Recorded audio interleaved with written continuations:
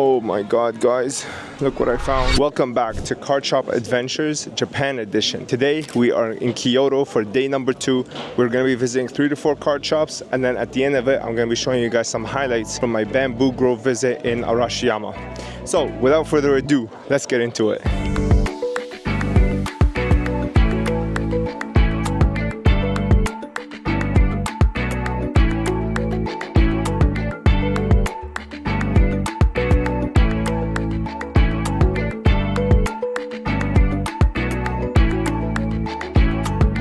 Alright, so the first shop that we're going to be visiting on this wonderful night is Giraffe.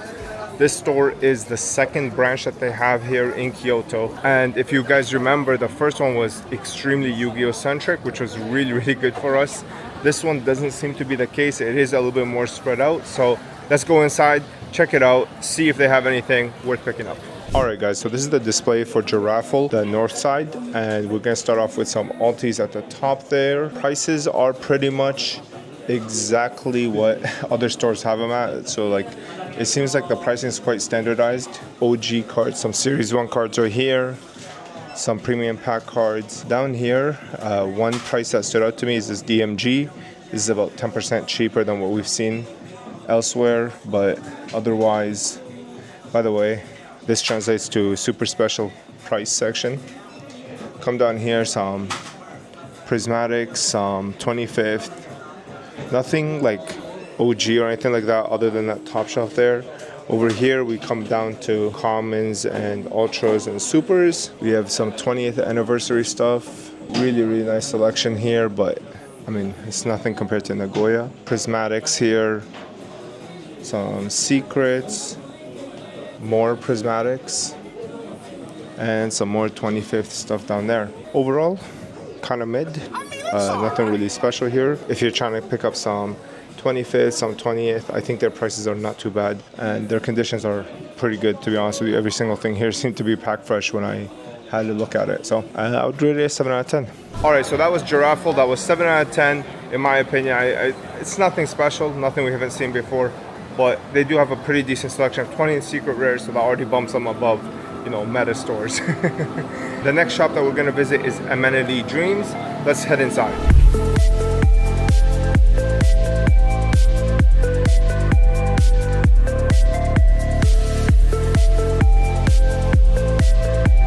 Alright guys, so this is Amenity's Dreams first display. So far from collectible that like they're not even bothering. They're literally just throwing in commons here and rares. So we're gonna skip it and just go to this side. And on this side we have Quarter Century, Pride, and Unity.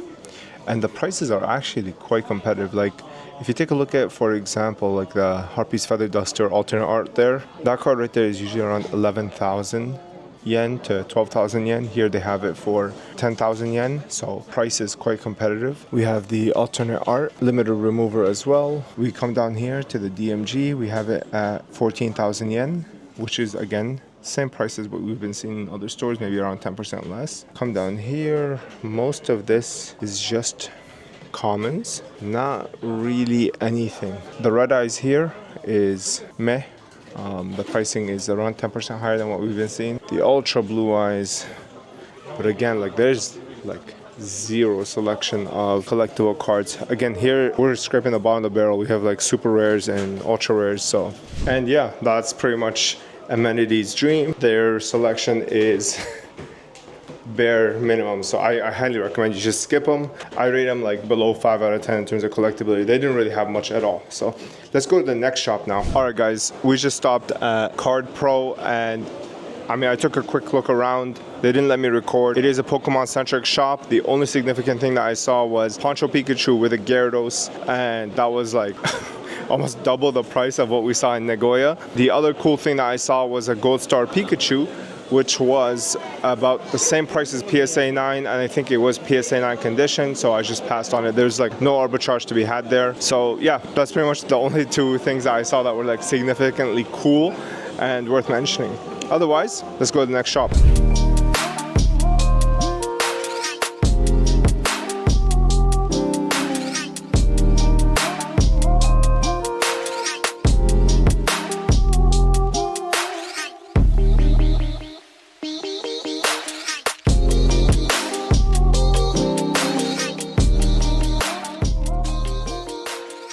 Alright guys, so this is the Mandarake display. We start off with some Bandai cards here, but then we quickly go to Series 1, where we have some volume cards, as well as Tokyo Dome Trihorn Dragon. Come down here, we have Series 2.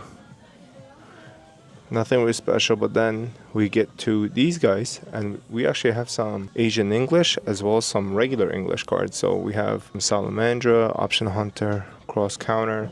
These are all Asian English cards.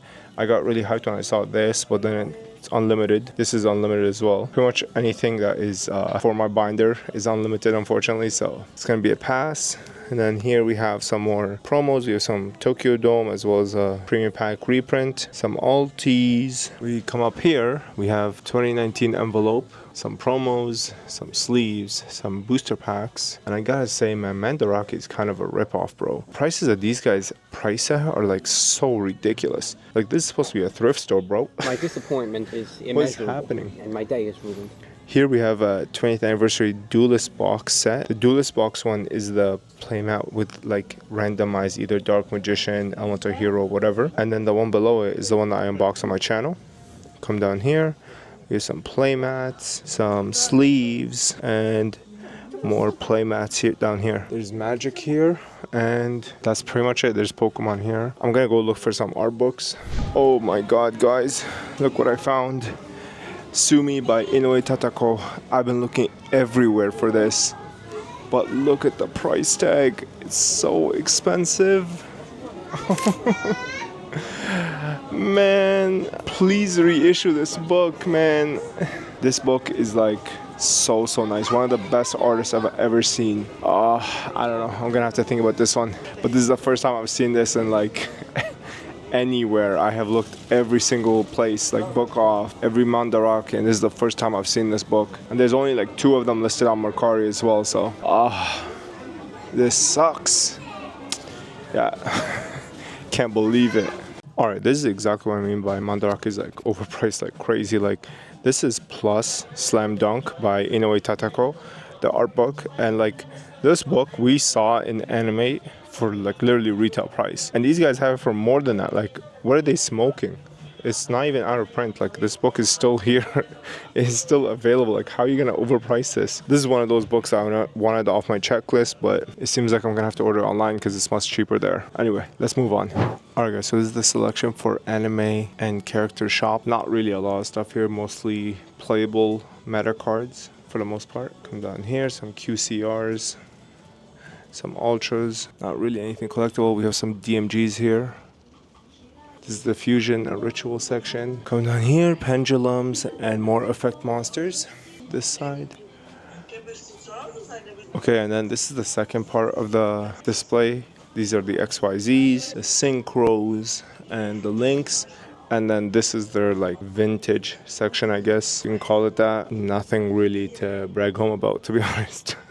Very unfortunate. This is the only time I've seen tokens on display, so that's just how you know. This is so disappointing. And if you don't believe me, check this. All spell cards, effects, fusions and rituals, and then effects. Man, that sucks. This card shop is called Japan Culture and Character Shop, so check it out, I guess, if you want anything here, but I doubt anybody that views my channel wants these. So this is definitely a skip, and it's pretty much it for Kyoto. It's all my fault! Alright guys, so that pretty much brings us to an end in terms of card hunting in Kyoto. I left no stone unturned, no store unvisited, and I could not find a single card shop worth shopping at if you're looking for collectible Yu-Gi-Oh cards. There was 2 notable Pokemon card stores. I thought that they were okay. Really cool stuff for Pokemon collectors, but there was like zero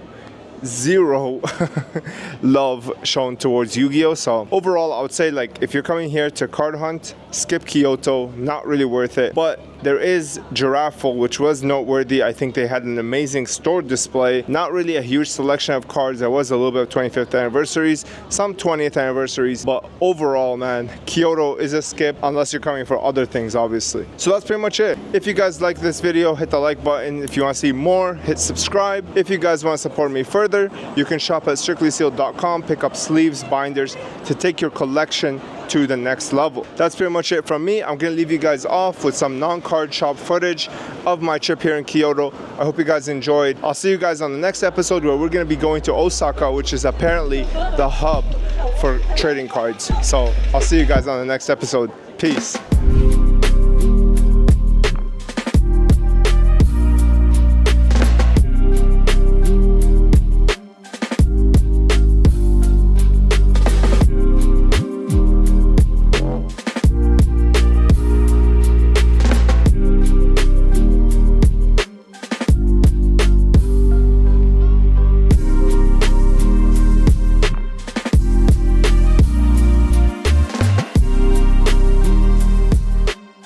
I want to show you guys this place because I think most of you guys will be blown away and you will want to book something like this when it's time for you to come to Japan. All right, so we start off here. This is the entrance to our room.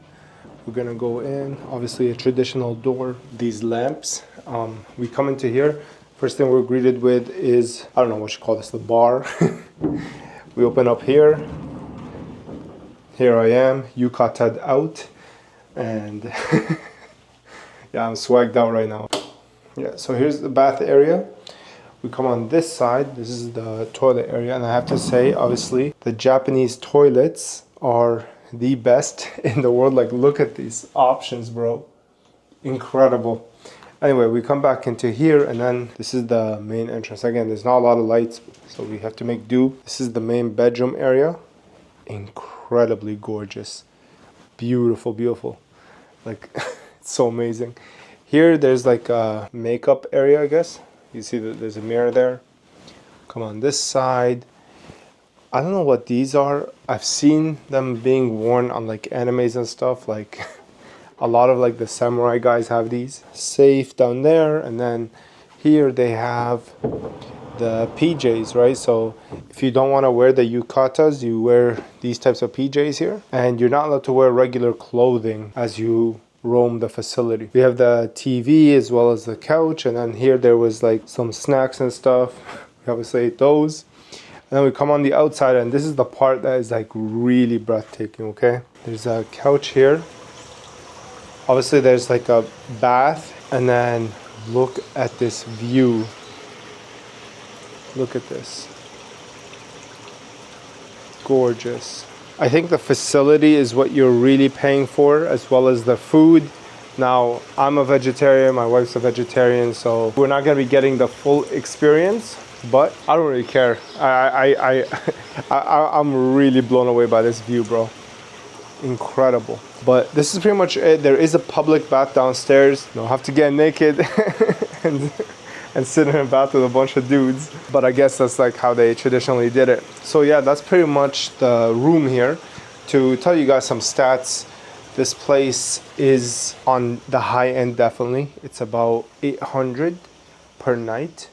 So it's definitely like super expensive, but it's like one night, right? Like I'm not doing this every damn day of my trip here. So yeah, I want to experience it, see what it's like, because I heard a lot of people give good reviews about this place. All right, guys, so let me talk about whether this is worth it or not. I think the facility itself is gorgeous. It's actually kind of ridiculously well done.